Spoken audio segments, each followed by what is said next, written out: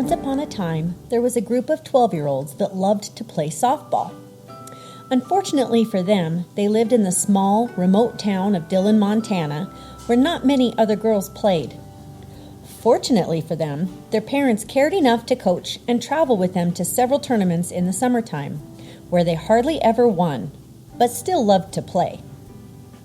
They dreamed to play in college someday, which was going to be difficult as the high school in Dillon was the only Class A high school in Montana which didn't offer fast-pitch softball for girls. Again, their parents decided to help in any way that they could, so approached the Beaverhead County High School School Board to request the addition of the sport. After negotiating, the school board agreed to allow the sport but would not fund it or maintain the field. That would be up to the parents.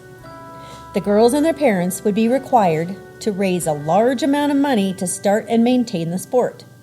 For the next year, the fundraising commenced.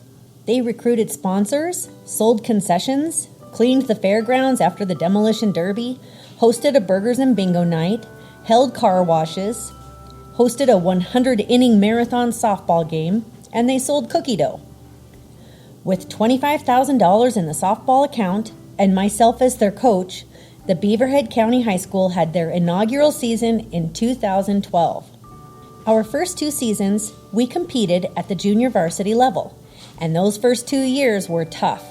We lost every game in our first season, many by the mercy rule. But we focused on our goals, which were to get better every day and continue having fun. In our second JV season, with some experience behind us, we were able to win 4 games. Of course, winning isn't everything, but it sure helped. It gave the girls confidence and motivation to continue working hard. In the 3rd year of existence, we began competing at the varsity level and had enough girls come out that we were able to have both a varsity and junior varsity team. This last spring was the 4th year of existence and the 2nd year competing against other varsity teams. It was also the senior year for those girls that dreamed of playing high school and college softball one day, one of which was my daughter. 2 of those girls will get to fulfill their dreams and have committed to play at the next level.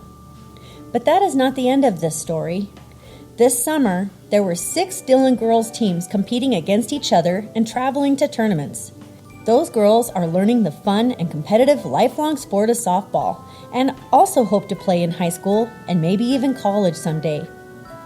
And the school has deposited enough money into the softball account that we don't have to fundraise for the next couple of years. We are hopeful that they will eventually finance the sport indefinitely. And that is how we built a field for dreams.